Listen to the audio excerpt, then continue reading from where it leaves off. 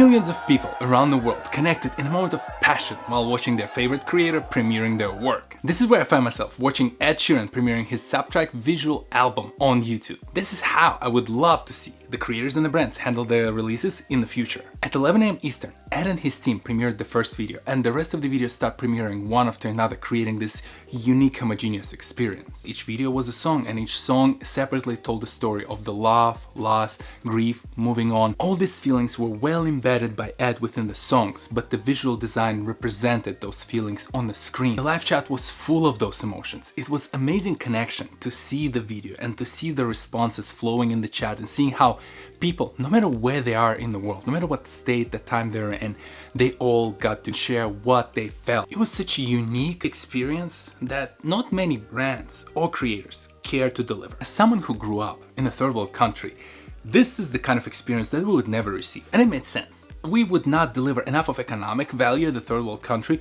for the artist to justify to host a concert, let alone a fan experience around the release of the new album. We had to simply sit in the nosebleeds and observe all the fun that US, UK, other parts of Europe got to enjoy while hosting some of those events.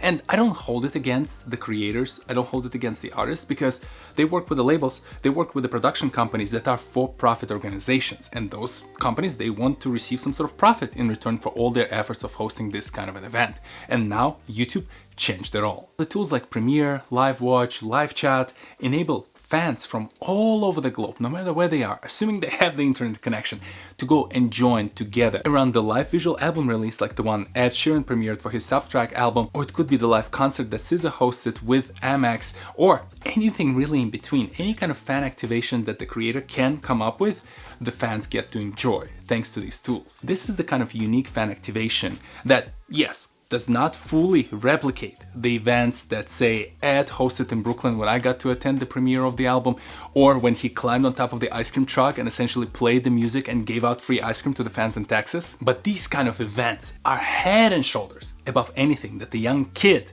back in Uzbekistan got to experience when observing some of his favorite artists have fun somewhere else in the world without ever getting a chance to participate.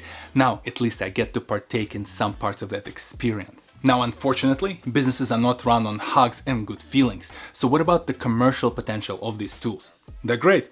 In case of YouTube, they now offer you to connect your online store with your page and essentially create a store shelf right under your video. In Ed's case, he had some memorabilia in there, some signed CDs, merch, vinyls, some other stuff. So while we all partook in that experience, I'm sure some of the fans decided to purchase one or two items from the store to commemorate the event and to connect the feeling that they experienced while watching the live event to that blue plush toy. And no, I did not purchase anything for myself, but also because I kind of already bought half of that stuff before the album was released.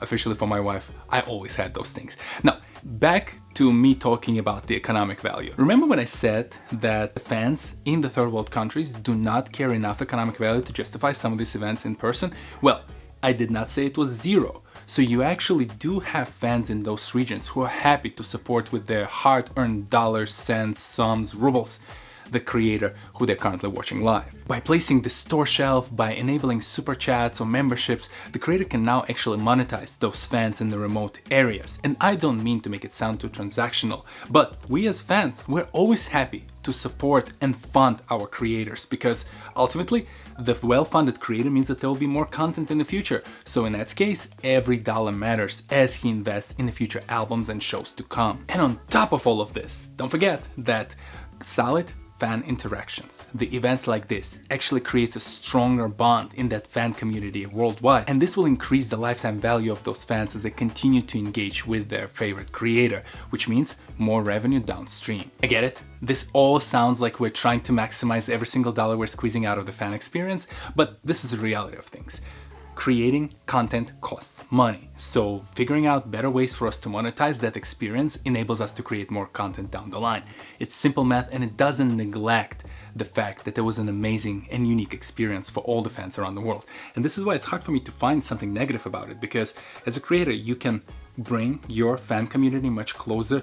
You can engage with them on a deeper level. Yes, you can monetize them if you'd like, but ultimately you create the sense of community no matter where the fans are around the world. If you are a creator or brand and your goal is to build a strong community, all of these tools are a must-have in your toolbox. So make sure you learn and study them. You look at the examples like the one that Ed Sheeran presented to us, and you make the most of the unique experiences you can deliver to the fans around the world. There are always pros and cons to the proliferation of internet around the globe, but in this case, it is a strong plus that helps us multiply the engagements across different events, no matter how divided the fan base is around the globe. And it all equals a much better experience for the fans and the creator. And if you subtract all the difference in the time zones, you create a very unique worldwide experience. If you're curious to learn more about other creators and how they apply all these tools in the creator economy, check out this video that I made about Jesse Sebastiani. He's doing a lot of interesting and cool things with his new Sunday brand. I'll see you next Saturday. Peace.